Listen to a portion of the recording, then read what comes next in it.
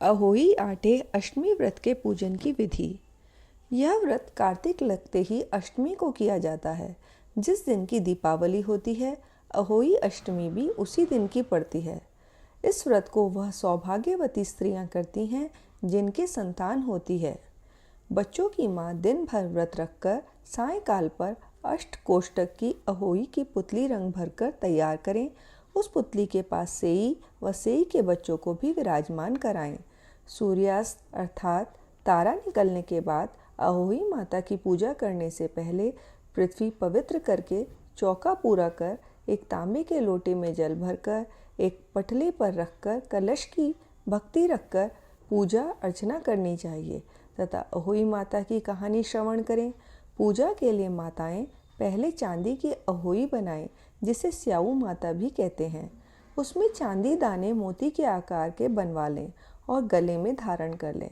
फिर अहोई की रोली चावल नैवेद्य से दूध भात से पूजा करें। जल से भरे लोटे पर सतिया बना लें। एक कटोरी में हलवा तथा यथाशक्ति रुपये का बायना रखकर 7 दाने गेहूं के लेकर कहानी सुनने के बाद अहोई स्याऊ माता की माला पहन लें।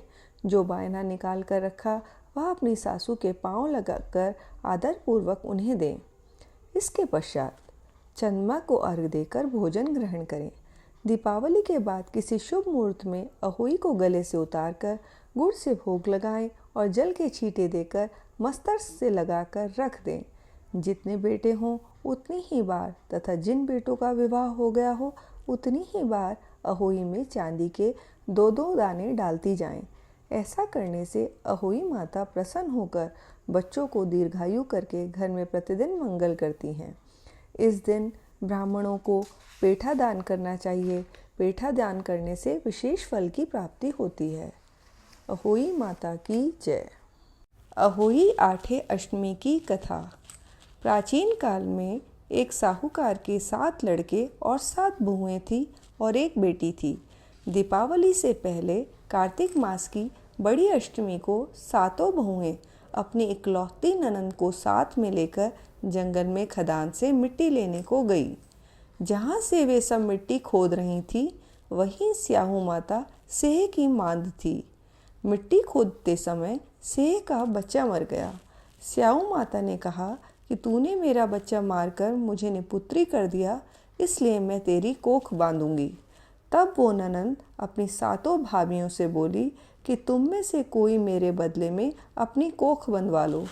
6 भाभियों ने अपनी कोख बंधवाने से इनकार कर दिया, परंतु छोटी भाभी सोचने लगी कि यदि मैं अपनी ननंद का कहना नहीं मानूंगी तो कहीं सासू जी मुझसे रुष्ट न हो जाएं। इस विचार से उसने अपनी नंद के बदले अपनी कोख बंधवा ली। इससे जब उसके लड़का हुआ तो वह 7वें दिन मर गया। इसी प्रकार उसके 7 लड़के हुए और मर गए। तब एक दिन उसने ज्योतिषी को बुलाकर पूछा कि महाराज, जाने क्या बात है कि मेरी जो संतान होती है वो 7वें दिन मर जाती है, सो इसका क्या कारण है। तब पंडित जी बोले कि देवी, तुम सुरही गाय की पूजा किया करो, क्योंकि सुरही गाय स्याऊ माता की भाईली है। वो तेरी कोख छोड़े तो तभी तुम्हारा बच्चा जी सकता है। इसके बाद से वह बहू नित्य प्रति प्रातः काल उठकर चुपचाप सुरही गाय के नीचे सफाई कर अनेक प्रकार से उसकी सेवा करती। गौ माता यह देखकर कि साहूकार के बेटे की बहू नित्य प्रति मेरी बहुत सेवा करती है, गौ माता उससे बोली कि तू तो मेरी बहुत सेवा करती है, इसलिए मेरी आत्मा तुमसे बहुत प्रसन्न है, इसलिए मांग, मुझसे क्या मांगती है। साहूकार के बेटे की बहू बोली कि स्याऊ माता तुम्हारी भाईली है और उन्होंने मेरी कोख बांध रखी है, सो आप कृपा करके अपनी भाईली से मेरी कोख खुलवा दो। उस दुखियारी की यह बात सुनकर गौ माता बोली, अच्छा। एक दिन गौ माता उसे साथ ले 7 समुंदर पार अपनी भाईली के पास चल दी। मार्ग में धूप बहुत कड़ी पड़ रही थी, सो वे दोनों एक पेड़ के नीचे छाया में बैठ गईं। थोड़ी देर में वहां एक सांप आया और उसी वृक्ष पर गरुड़ पंखनी ने बच्चे दे रखे थे। वह सर्प उन बच्चों को डसने लगा। तब साहूकार की बहू ने उस सर्प को मार करके डाल के नीचे दबा दिया और उन बच्चों को बचा दिया। थोड़ी देर में गरुड़ पंखनी आई तो वहां खून पड़ा देखकर साहूकार की बहू के चोंचे मारने लगी। तब वह बहू बोली कि मैंने ही तो तेरे बच्चों को सर्प की मार से बचाया है और तू मेरी ही दुश्मन हो गई है। साहूकार की बहू की बात सुनकर गरुड़ प्रसन्न होकर बोली, तूने मेरे बच्चे बचाए हैं, इसलिए मांग क्या मांगती है। वह बोली, हमें 7 समुंदर पार स्याऊ माता के पास पहुंचा दो। तब गरुड़ पंखनी ने उन दोनों को अपनी पीठ पर बैठाकर लंबी उड़ान भरकर उसे 7 समुंदर पार स्याऊ माता के पास पहुंचा दिया। स्याऊ माता अपनी भाईली गोमाता को देखकर बहुत प्रसन्न हुई और उससे बोली कि भाईली आज तो बहुत दिनों बाद में मिली है। फिर बोली कि बहन, मेरे सिर में जुएं बहुत पड़ गई हैं। तब सुरही गऊ बोली कि मेरे साथ मेरी एक भक्तन आई है, वह सब तेरी जुएं निकाल देंगी। आज्ञा पाते ही साहूकारनी ने स्याऊ माता की चुन चुन कर सब जुएं निकाल दी। स्याऊ माता बोली, तूने आज मुझे बहुत आराम दिया है, इसलिए मैं तुझसे बहुत प्रसन्न हूँ। सो आज जो चाहे सो मांग ले, मैं तुझे दे दूंगी। तब साहूकारनी बोली, वचन दो तो मांगूं। स्याऊ माता बोली, अच्छा वचन दिया और कही कि यदि मैं अपने वचन से फिरूंगी तो धोबी कुंड की कंकरी हो जाऊं। तब साहूकार की बहू बोली, मेरी कोख तुम्हारे पास बंधी पड़ी है, सो कृपा करके खोल दो। उसकी यह बात सुनकर स्याऊ माता बोली, तूने तो मुझे ठग लिया, मैं तेरी कोख कभी नहीं खोलती, पर अब तो खोलनी ही पड़ेगी। जा तेरे घर, तुझे तेरे 7 लड़के और उन 7 की 7 बहुएं मिल जाएंगी। तू घर जाकर मेरे 7 उजमन करना, 7 अहोई बनाकर 7 कढ़ाई करना। यह सुनकर जब वह लौटकर घर पहुंची तो वहां 7 बेटे और 7 की 7 बहुएं घर बैठे मिले। यह देखकर वह बहुत खुश हुई। तभी उनकी जेठानियाँ कहने लगी, जल्दी जल्दी अपना चौका पूरा कर ले, अन्यथा छोटी बहू बच्चों की याद करके रोने धोने लगेगी। थोड़ी देर में उन्होंने अपने बच्चों से कहा कि चाची के घर जाकर के देख के आओ कि आज वो अभी तक क्यों नहीं रोई। बच्चों ने आकर कहा, चाची अहोई बना रही हैं और वो तो खूब उजमन कर रही हैं। यह सुनते ही उसकी जेठानियाँ दौड़कर उसके घर गई और जाकर कही कि तूने अपनी कोख कैसे छुड़वाई है। वह बोली कि तुमने तो अपनी कोख बंधाने से इनकार कर दिया था, पर मैंने अपनी छोटी ननंद का ख्याल करके अपनी कोख बंधा ली।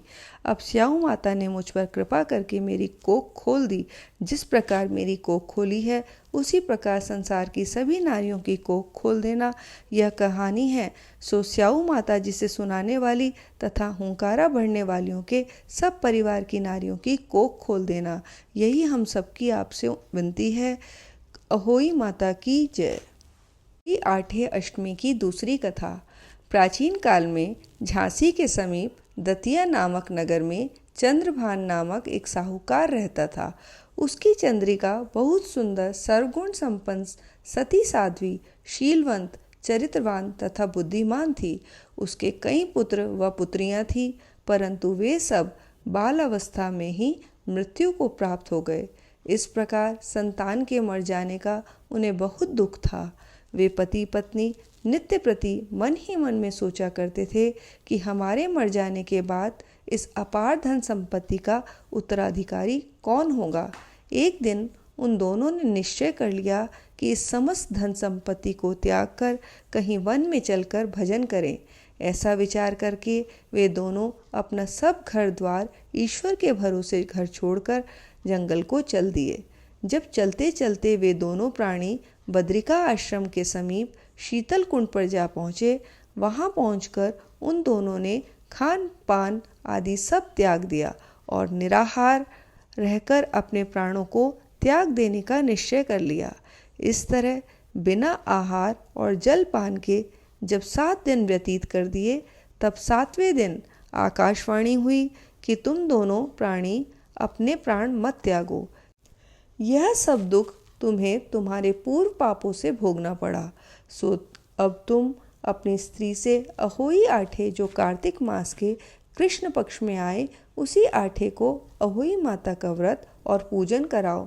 तब अहोई नामक देवी प्रसन्न होकर तुम्हें साक्षात दर्शन देंगी। तब तुम उनसे अपने पुत्रों की दीर्घायु मांग लेना और व्रत के दिन तुम रात्रि को राधा कुंड में स्नान करना। तत्पश्चात इस आकाशवाणी के अनुसार चंद्रभान की स्त्री चंद्रिका ने बड़ी श्रद्धा और स्वच्छ भावना से विधि विधान के साथ अहोई आटे का व्रत किया और स्त्री ने राधा कुंड में स्नान किया। जब वे दोनों स्नान करके वापस लौटे तो उन पर प्रसन्न होकर अहोई माता ने प्रत्यक्ष दर्शन देकर वर मांगने को कहा। तब उस साहूकार दंपति ने हाथ जोड़कर कहा कि हे माता, हमारे बच्चे कम आयु में ही मृत्यु को प्राप्त हो जाते हैं, सो आप बच्चों को दीर्घायु होने का वरदान देने की कृपा कीजिए। अहोई माता वहीं अंतर ध्यान हो गई। इसके बाद साहूकार साहूकारनी लौटकर अपने घर आ गए और अहोई माता की कृपा से कुछ ही दिन बाद पुत्रवान हुए। गुणवान बुद्धिमान पुत्र पाकर आनंद विभोर हो गए। अहोई माता की कृपा से इस लोक में सुख भोग कर वैकुंठ को चले गए। अहोई माता की जय। गणेश जी विनायक भगवान की कहानी। एक अंधी बुढ़िया थी, उसके एक लड़का और लड़के की बहू थी। वह बहुत गरीब थी। वह अंधी बुढ़िया नित्य प्रति गणेश जी की पूजा किया करती थी। गणेश जी साक्षात सन्मुख आकर कहने लगे कि बुढ़िया माई, तू जो चाहे सो मांग ले। बुढ़िया कहती, मुझे मांगना नहीं आता, सो कैसे और क्या मांगूं? तब गणेश जी बोले, अपने बहू बेटों से पूछकर मांग ले। तब बुढ़िया ने अपने पुत्र और वधू से पूछा तो बेटा बोला कि धन मांग ले और बहू ने कहा कि नाती मांग ले। तब बुढ़िया ने सोचा कि बेटा बहू तो अपने अपने मतलब की बातें कर रहे हैं। अतः उस बुढ़िया ने पड़ोसियों से पूछा तो पड़ोसियों ने कहा कि बुढ़िया, तेरी थोड़ी सी जिंदगी है, क्यों मांगे धन और नाती? तू तो केवल अपने नेत्रों की ज्योति मांग ले, जिससे तेरी शेष जिंदगी सुख से व्यतीत हो जाए। उस बुढ़िया ने बेटे और बहू और पड़ोसियों की बात सुनकर घर में जाकर सोचा, जिससे बेटा बहू और सबका भला हो वह भी मांग लूँ और अपने मतलब की चीज़ भी मांग लूँ। तब दूसरे दिन श्री गणेश भगवान आए और बोले, बोल बुढ़िया, क्या मांगती है? हमारा वचन है, जो तू मांगेगी सो ही पाएगी। गणेश जी की बात सुनकर बुढ़िया बोली, हे गणराज, यदि आप मुझ पर प्रसन्न हैं तो मुझे 9 करोड़ की माया दें, निरोगी काया दें, अमर सुहाग दें, आँखों में प्रकाश दें, नाती पोता दें और समस्त परिवार का सुख दें, अंत में मोक्ष दें। बुढ़िया की बात सुनकर गणेश जी भगवान बोले, बुढ़िया माँ, तुमने तो मुझे ठग लिया। खैर, जो कुछ तुमने मांगा है वह सब तुम्हें मिलेगा। यूँ कहकर गणेश जी भगवान अंतर्ध्यान हो गए। हे गणेश जी भगवान, जैसे बुढ़िया माँ को मांगे अनुसार आपने सब कुछ दिया है, वैसा ही सबको देना और हमें भी देने की कृपा करना। गणेश जी भगवान की जय। विष्णु भगवान की जय। तुलसी जी की कहानी।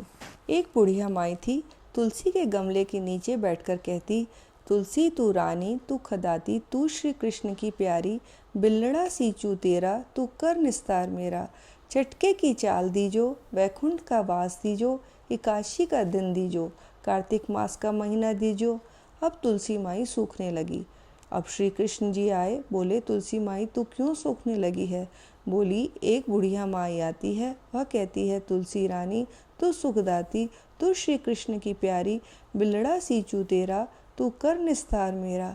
चटके की चाल दीजो, पटके की मौत दीजो, श्री कृष्ण का कांधा दीजो, वैकुंठ का बास दीजो, एकादशी का दिन दीजो, कार्तिक का महीना दीजो, सो सब कुछ दे दूंगी, पर तुम्हारा कंधा कहाँ से दूंगी?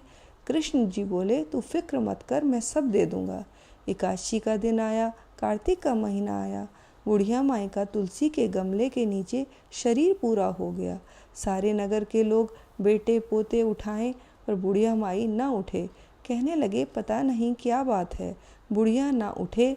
इतने में श्री कृष्ण भगवान एक छोटे से बालक के रूप धारण करके आए। बोले, क्यों भीड़ लगा रखी है? सब बोले, इस बुढ़िया माई का शरीर पूरा हो गया है। बालक बोला, मैं भी देखूंगा। जाकर भगवान ने बुढ़िया के कान में बोला, बुढ़िया माई मैं आ गया, और पीताम्बर की धोती बुढ़िया के ऊपर डाल दी। चंदन की लकड़ी फूंक दी। जैसी बुढ़िया ने आई, सबने आइयो कहते सुनते हुंकारा भरते का। बोलो तुलसी माता की जय, कृष्ण भगवान की जय।